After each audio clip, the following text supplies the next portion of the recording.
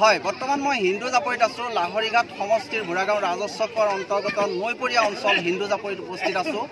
আৰু ইতিমধ্যে আজি এটা দিনৰ আগত জাপৰিত একাংশ লোকে প্ৰতিবাদ কৰিছিল যে তেওঁলোকৰ যিটো মথাউৰিটো জলসম্পদ বিভাগে যি স্থান নিৰূপণ কৰিছে সেই স্থানৰ পৰা কিছু আগলৈ আনি পেলাই মথাউৰিটো নিৰ্মাণ কৰিব লাগে বুলি তেওঁলোকে দাবী উত্থাপন কৰিছিলে। কিন্তু বৰ্তমান সময়ত সেই প্ৰতিবাদৰ পাছতে পুনৰ এটা দিনৰ পাছতে আজি দেখা গৈছে যে নৈপৰীয়া অঞ্চলত তাৰ বিপৰীতে একাংশ লোক ওলাই আহিছে আৰু যিসকল লোক হৈছে খহনীয়া বিধ্বস্ত লোক। আৰু প্ৰকৃততে এওঁলোকে মথাউৰিটো লাগে নে নালাগে আৰু কিহৰ কাৰণে তেওঁলোকে প্ৰতিবাদ সাব্যস্ত কৰিছে এয়া আমি তেওঁলোকৰ পৰা জানিব বিচাৰিম। যিটো মথাউৰি নবাৰ্ডে ইয়াত প্ৰায় 58.24 কোটি টকা আবণ্টন দিছে আৰু সেই মথাউৰিটো নিৰ্মাণক লৈ এতিয়া বিভিন্ন লোকে প্ৰতিবাদ কৰা দেখা গৈছে। আৰু ইয়াতে কিছু সংখ্যকে ইতিমধ্যে অভিযোগ কৰিছে যে এই প্ৰতিবাদকাৰীসকলৰ ভিতৰত কিছু মধ্যভোগী আছে, কিছু দালাল আছে বুলিও অভিযোগ উত্থাপন কৰিছে। আগত যিসকলে প্ৰতিবাদ কৰিছিলে তেওঁলোকে কি বিচাৰিছিলে আৰু এইসকলেনো কি বিচাৰে মই তেখেতসকলৰ পৰা জানিব বিচাৰিম। প্ৰথমতে মই এখেতৰ পৰা জানিব বিচাৰিম কিয় প্ৰতিবাদ হয়। আজি আমি প্ৰায় 7খন গাঁৱৰ ৰাইজ আমি এই ঠাইত সমবেত হৈছোঁ এইকাৰণেই যে আমাক মাথাউৰি লাগে।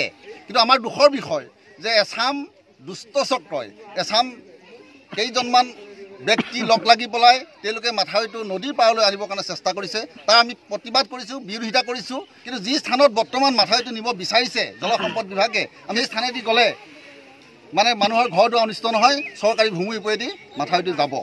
বৰ্তমানো গৰাখহনীয়া অব্যাহত আছে। মথাউৰিটো নিৰাপত্তাৰ স্বাৰ্থত আমি 500 মিটাৰ নহয় 1000 মিটাৰ দূৰত দিলে বেছি ভাল হয়, কাৰণ মাথাউৰিটো বাচিব। মাথাউৰিটো বাচিলেহে আমাৰ জনসাধাৰণ বাচিব, মৰিগাঁও জিলাৰ ভিতৰৰ অঞ্চল বাচিব। সম্পদ মন্ত্ৰী পীযুষ হাজৰিকা ডাঙৰীয়াক আমি কৰজোৰে আমি সমগ্ৰ ৰাইজে অনুৰোধ জনাইছোঁ যাতে যি স্থানত বৰ্তমান মাথাউৰিটো এলাইনমেণ্ট দিছে সেই স্থানতে মাথাউৰিটো হওক, দুৰ্দশাগ্ৰস্ত মানুহখিনি জীয়াই থাকিবলৈ যাতে তেওঁলোকে সুবিধা কৰি আমাক দিয়ে। নিশ্চিতভাৱে মই আৰু এজন ব্যক্তিৰ ওচৰলৈ আহিছিলোঁ, জ্যেষ্ঠ ব্যক্তি। হয়, কি ক'ব আপোনালোকৰ মথাউৰি লাগে নে নালাগে? লাগে। আমাৰ প্ৰতিবাদ কিয় কৰিছে? মথাউৰিটো হ'বই।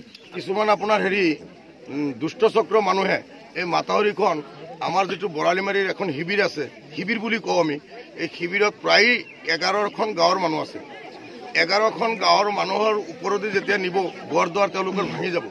আৰু আমি এইটো ক'ব খোজোঁ মাথাউৰি হওক, কিন্তু যিটো ফাকেদি মাথাউৰি বিভাগীয় মানুহসকলে জোখ মাপ কৰি লৈ গৈছিলে আমি তাত ক'বলগীয়া একো নাছিলে।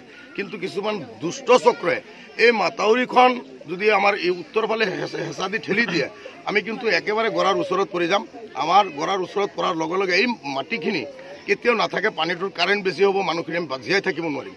গতিকে মই অসম চৰকাৰক আপত্তি জনাম যে তেওঁলোকৰ বিভাগীয় মানুহসকলে যিখিনি কাম কৰিছিলে সেইটো লেণ্ড ঠিকে আছে, সেইটোত কম 100ৰ পৰা 120টা 25টা ঘৰ যাব।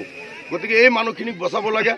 আমাৰ অসম চৰকাৰে তথা বিভাগীয় মানুহে অনুমান কৰিছে যে হয় এইখিনিৰ পৰা এইখিনি কৰিলে আমাৰ ভাল হ'ব, কিন্তু তেওঁলোকে দুষ্ট চক্ৰ যিটো কৰিছে এইটো আমি খুব বেয়া পাইছোঁ।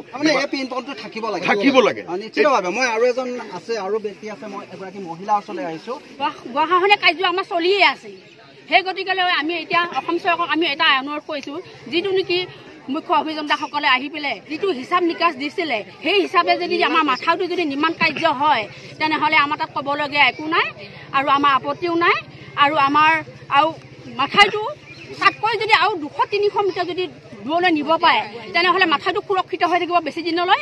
আমাৰ এই সমূহ ৰাইজখিনিও আমাৰ কিছুদিনৰ 2 বছৰৰ কাৰণে আমাৰ মানুহখিনি সুৰক্ষিত হৈ ভালে ভালে থাকিব পাৰিব। সেইটোকে বিচাৰোঁ। মাথাউৰিটো লাগে, কিন্তু অলপ দূৰত লাগিব। মাথাউৰিটো আমি আগতেও দেখিছোঁ, মাথাউৰি আমাৰ নদীৰ ওচৰত হ'লে কি হয়, মাথাউৰিটো তৎক্ষণাত ভাঙি যায়, এবছৰ 2 বছৰতে ভাঙি যায়। যোৱাৰ পিছত মানুহখিনিও বেছি জুৰুলা হৈ যায়গৈ, মানুহখিনি একেবাৰে মানুহখিনি ধাৰত লৈয়ে যায়গৈ। আমি তেনেকুৱা নিজ চকুৱে দেখি আছোঁ। আমি হয়, ঠিকাদাৰ হয়। গতিকে এতিয়া যদি ৰাইজে চৰকাৰে যদি খৰচ কৰিব বিচাৰিছে তেনেহ'লে মাথাউৰিটো যদি ইয়াতকৈ যদি বেছি দিন যদি দীৰ্ঘদিন যদি থাকিব বিচাৰিছে তেনেহ'লে অলপ দূৰত দিয়ক, ঠাইটো বেছি দিনলৈ নদীৰ পৰা দূৰত বিচাৰিছে। মই ইয়াতে আৰু এজন ব্যক্তি আছিল, কি বিচাৰে? মথাউৰি লাগে নে নালাগে? ছাৰ, কিন্তু নদীৰ পৰা বহুত দূৰত লাগে আমাক, য'ত নেকি আগতে আপোনাৰ মাপ জোখ হৈ গৈছে তাতে দিয়া ব্যৱস্থা কৰক। আৰু যদি তাৰ পৰা যদি আৰু অলপ আঁতৰত পিছত তেতিয়া আমাৰ বহুত ভাল হয়। আমি নৈ ঘৰ ভেটি যাতে আমাৰ বাচি থাকে। যদি আমাৰ ঘৰ ভেটি নাথাকে ছাৰ, তেতিয়াহ'লে আমাৰ কি উপায় হ'ব? কিছু চক্ৰৰ কিছু মানুহে প্ৰতিবাদ কৰিছে যে তেখেতসকলক স্কুল লাগে, তেখেতসকলক বজাৰ লাগে, তেখেতসকলক হস্পিটেল লাগে। ছাৰ, যদি জনতা নাথাকে এই হস্পিটেল, এই বজাৰ, এই স্কুলটো আমাৰ কি কাম হ'ব? এই বস্তুটো আমাৰ কি কাম হ'ব? আমাক স্কুলো লাগে, আমাক ৰাইজো থাকিব লাগিব। মানুহ থাকিলে অনুষ্ঠান থাকিব, মানুহ নাথাকিলে অনুষ্ঠান কিয় থাকিব লাগে? সেইটো কাৰণে যে আমাৰ অনুষ্ঠানো বাচক আৰু আমাৰ ৰাইজখিনিও বাচাব লাগে। এনেদৰে এক প্ৰতিবাদৰ কাৰ্যসূচীত তেওঁলোক সমবেত হৈছে আৰু এইসকল লোকে বিচাৰিছে যে নদীৰ পাৰৰ পৰা যথেষ্ট দূৰত মথাউৰিটো হোৱাটো সকলোৱে বিচাৰিছে। বৰ্তমান সময়ত জলসম্পদ বিভাগে প্ৰায় 1 কিলোমিটাৰ দূৰত মথাউৰিটো নিৰ্মাণ কৰিবৰ কাৰণে স্থান নিৰূপণ কৰিছে আৰু সেই স্থানতে মথাউৰিটো নিৰ্মাণ কৰিবৰ কাৰণে এওঁলোকে দাবী উত্থাপন কৰিছে।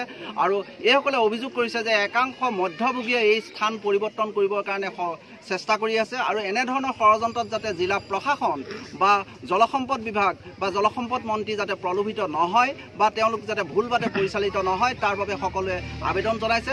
ভিডিঅ' জাৰ্নেলিষ্টে ইয়াৰ যি সামগ্ৰিক পৰিৱেশ পুনৰ দেখুৱাইছে। যথেষ্ট সংখ্যক লোক ইয়াতো সমবেত হৈছে আৰু এনেদৰে এইসকল লোক হৈছে সকলো খহনীয়া বিধ্বস্ত লোক, ঘৰ ভেটি হেৰুওৱা লোক আৰু এওঁলোকে নিজৰ ঘৰখন বচাবৰ বাবে বৰ্তমান সময়ত নৈ পাৰত এনেদৰে সকলো সমবেত হৈ এক প্ৰতিবাদী কাৰ্যসূচীৰে সবিনয়ভাৱে আবেদন জনাইছে চৰকাৰক।